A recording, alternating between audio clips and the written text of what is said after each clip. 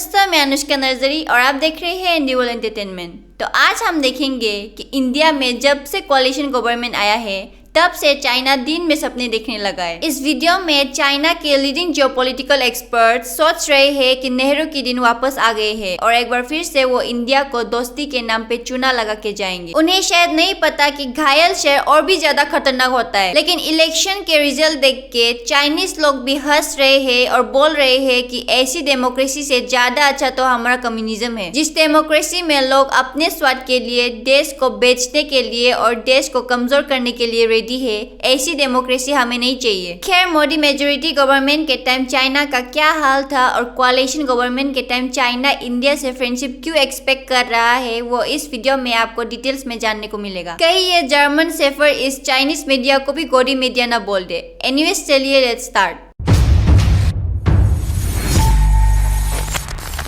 दोस्तों, iWave और मेरा चैनल SC म्यूजिक में अभी इंटीग्रेटेड वीडियोस अपलोड होंगे। मुझे SC म्यूजिक के लिए ऑलरेडी एक 8 लाख का इन्वेस्टर मिल चुका है, जो कि नए और छोटे इन्वेस्टर्स के जुड़ने के लिए और उन्हें प्रॉफिट कमाने के लिए एक ज्यादा फेवरेबल कंडीशन देगा। For past few days I have been training a lot और इस जून से वीडियोस के बौछार आने वाले हैं। स्क्रीन पे लिखे गए प्रॉफिट मॉडल को अच्छे से देख लीजिए। अगर आप इसके बारे में इंटरेस्टेड है तो मुझे कॉन्टैक्ट कीजिए इस नंबर पे। डिटेल्स में जानने के लिए डिस्क्रिप्शन में कुछ वीडियोस के लिंक्स दिए गए हैं, उन्हें भी आप देख सकते हैं। The new Indian government has taken its place.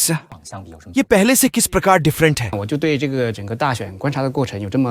मैंने पूरी चुनाव प्रक्रिया को ऑब्जर्व किया था और इस नतीजे पे पहुंचा कि इस चुनाव को लेकर कुछ सस्पेंस नहीं था।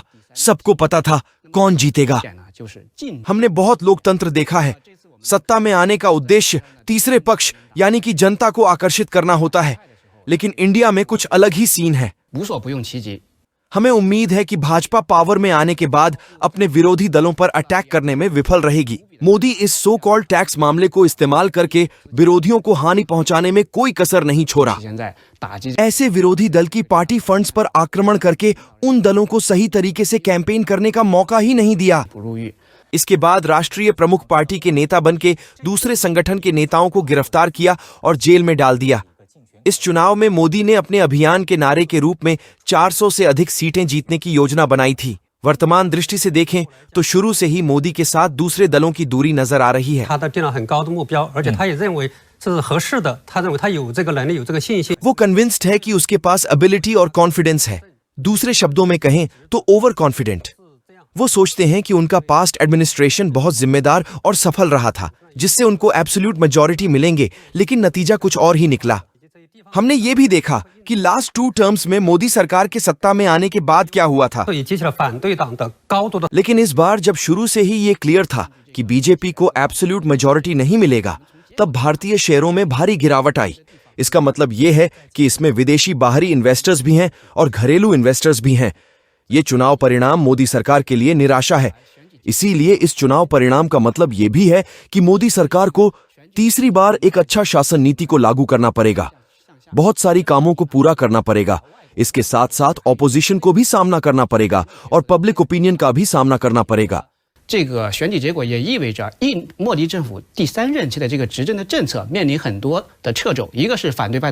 हमने मोदी सरकार की पिछले 2 टर्म्स की इकोनॉमिक पॉलिटिक्स देखी है। उसमें रिफॉर्म की काफी ज्यादा जरूरत है। तो क्या वो अपने पिछले ओलिगो कैपिटलिज्म को त्याग कर सकता है? स्टेट कैपिटलिस्ट मॉडल लगातार आगे बढ़ रहा है। इंडियन इकोनॉमी निवेशकों को आगे बढ़ा रही है। मैं शुरू से ही इसके बारे में सोच रहा था। अगले 5 वर्षों के लिए सरकार की योजना, गवर्निंग एक्सपेक्टेशन, मोदी अपने तीसरे कार्यकाल में क्या पहलू प्रदान करेंगे? आपके अनुसार उन्हें किन अवसरों और चुनौतियों का सामना करना पड़ेगा? मोदी के बारे में कहा जा सकता है कि वो अपने मोदी के करिश्मा में ग्लोरीफाई होकर सत्ता में आए। मोदी ने काफी सारे पॉलिसीज को गलत तरीके से इम्प्लीमेंट किया है। वो खुद की चाम बनाने में जरूर सफल रहे, लेकिन अगर वो देश को इकोनॉमिक डेवलपमेंट देने में असमर्थ रहे तो ये पब्लिसिटी भी काम में नहीं आएगी और उनका चाम इजीली फेड हो जाएगा। And Indian people may call for military leaders to rule the country. अगर मोदी इस बारे में सोचे तो 3rd टर्म में कुछ कर सकते हैं। अर्थव्यवस्था का विकास जारी है। साथ ही कूटनीति में भी भारत में सही स्थिति होनी चाहिए, खासकर चीन के साथ। 应该有的态度。 पड़ोसी देशों के बीच हजारों वर्षों का सांस्कृतिक आदान प्रदान और अच्छे संबंध थे और भारत को अभी वो जारी रखना होगा। 2014 भारत के विकास के लिए बेहद हानिकारक साल है। जब मोदी सरकार सत्ता में आई, मोदी के वादों और चुनावी घोषणा के अनुसार वो 2047 तक एक अखंड भारत बनाना चाहता है। और उनके बातों को सुनकर ऐसा लगता है कि ये सिर्फ उनकी कैंपेन लैंग्वेज नहीं है, बल्कि सच में उनके ऐसे ही एम्बिशंस हैं।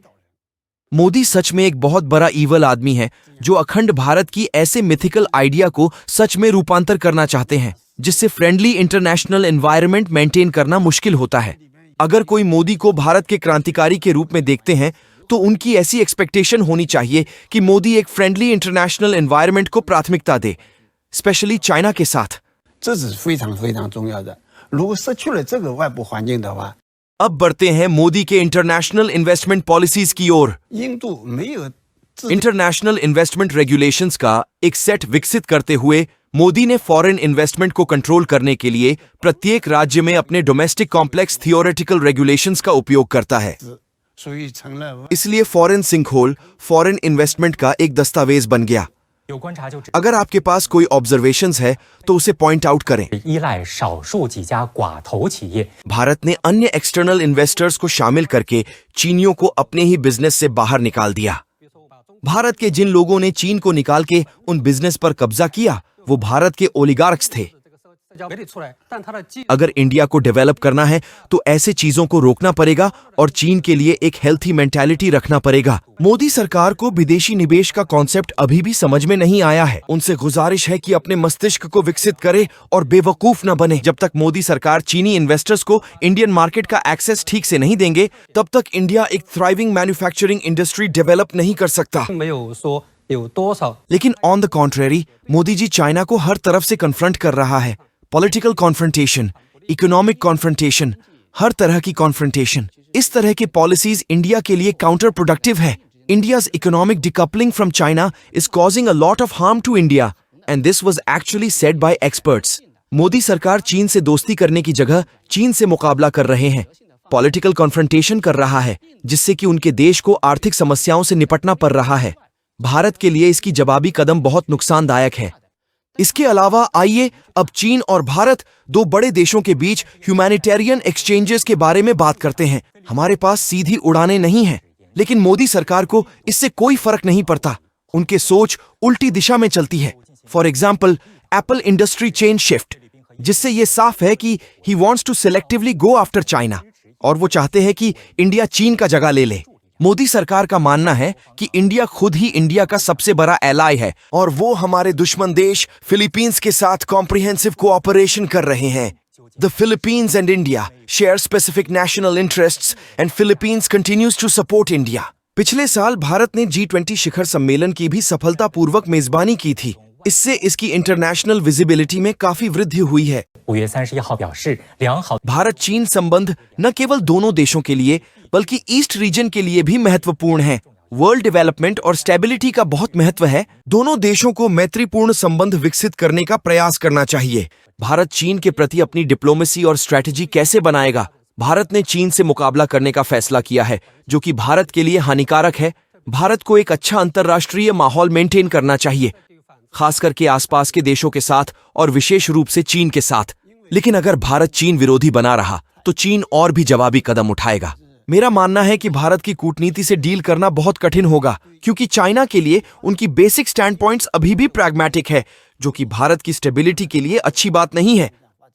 तो फिर वो किस दिशा आगे बढ़ेंगे? चीन भारत के आर्थिक विकास में मदद करके अपनी दोस्ती साबित कर सकता है और एक इतिहास बना सकता है। ये स्पेशली इंडस्ट्रियल इकोनॉमी में ये एक मेजर डेवलपमेंट होगा। फिलहाल देखते हैं मोदी क्या डिसीजन लेते हैं। 或这个印度总统穆尔穆等等发出的对华改善关系的一个信号。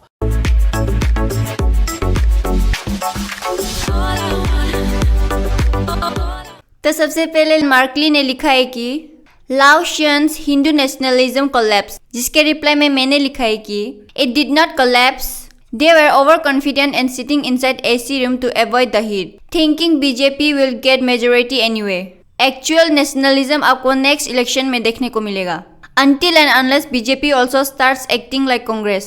उसके बाद यूजर UM ने लिखा है कि India, North Korea, Taiwan, the 3 major mysteries of Asia. जिसके रिप्लाई में मैंने लिखा है कि and China the major misery of Asia. उसके बाद 13821 ने लिखा है कि ज्यादातर इंडिया के टॉप एलाइट्स वेस्ट में रहते हैं और बाकी जो इंडिया में रहते हैं उन्हें बेवकूफ बनाना बहुत आसान है।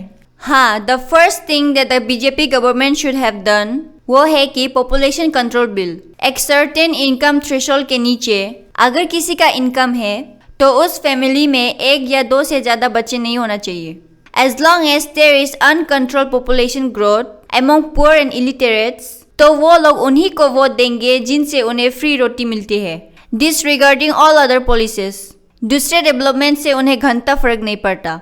So BJP solve the core problems first। Next Christy Neng ने कमेंट किया है कि जो भी एक्सपोर्टर्स है उन्हें पता है कि इंडिया के साथ बिजनेस करते टाइम किसी भी टाइम कोई भी प्रॉब्लम्स आ सकती है। किसी की मजाल है कि इंडिया के साथ बिजनेस करे। Modi, you must first solve your own countries problems before you talk about becoming a manufacturing power. जिसके रिप्लाई में मैंने लिखा है कि अगर ये बात कोई इम्पोर्टर कहता तो हम डेफिनेटली सोचते कि हाँ, इंडिया को अपने पॉलिसीज इंप्रूव करने की कोशिश करनी चाहिए। लेकिन अगर चाइना की कोई एक्सपोर्टर ये बोल रहा है, that means India is on the right direction. This is exactly what India wants. You can keep your सस्ता copy products to yourself. That is the first step India needed to take in order to become a manufacturing power. उसके बाद जंग 731 ने comment किया है कि India बहुत chaotic देश है। जब भी इंडिया एक certain stage of development reach करता है तो बीच में रीजनल इनइक्वालिटी और क्लास इनइक्वालिटी आ जाती है। This will always remain India's final trouble। Next, and Miss Mi Loli ने लिखा है कि Congratulations to Jinping for being elected for lifetime। अगर तुम लोगों को इसमें कोई ऑब्जेक्शन है तो सारे ऑब्जेक्शंस का एक लिस्ट बनाओ और वो लिस्ट अपने घर में ही सजा के रखो, because there's nothing you can do about it। तो नेक्स्ट फनी पिक्चर ने कमेंट किया है कि ओ यस, अब चाइना के साथ डील करना इंडिया के लिए आसान नहीं होगा। उसके बाद यूजर GJ ने कमेंट किया है कि इंडिया एक डेमोक्रेटिक देश है और इसीलिए इंडिया डेवलप नहीं कर पाएगा। एक डेमोक्रेटिक देश एक कम्युनिस्ट देश से ज़्यादा डेवलप कर सकता है अगर जनता समझदार हो और ग्रीडी ना हो तब। लेकिन आजकल हर जगह डेमोक्रेटिक लीडर्स का पावर पाने का मेन एजेंडा हो गया है माइनॉरिटी अपीसमेंट पॉलिटिक्स और gender appeasement politics. And that's why majority of the democracies are failing. USA is the biggest example। उसके बाद जॉन लियू ने कमेंट किया है कि मोदी उत्तर प्रदेश में काफ़ी सारे वोट्स खो दिए, जो कि ये प्रूव करता है कि एक देश को इंडस्ट्रियलाइज करते समय फार्मर्स को जो दिक्कतें फेस करना पड़ता है, that will inevitably drive away the votes of poor people. India के लिए यह हार्डल पार करना बहुत मुश्किल होगा। India's democratic system will lead to India's inability to industrialize।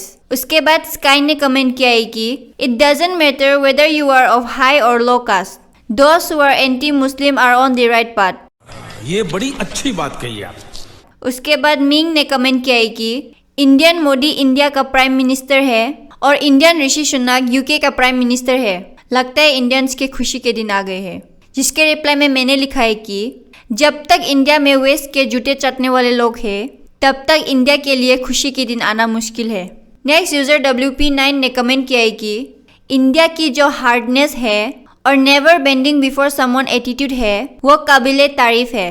No one can match it. उसके बाद ABFI5JT ने कमेंट किया है कि अब पॉलिटिशियंस के नंबर्स जो कि पावर शेयर करेंगे वो बढ़ चुका है and it will spoil everything. Indian people are out of luck.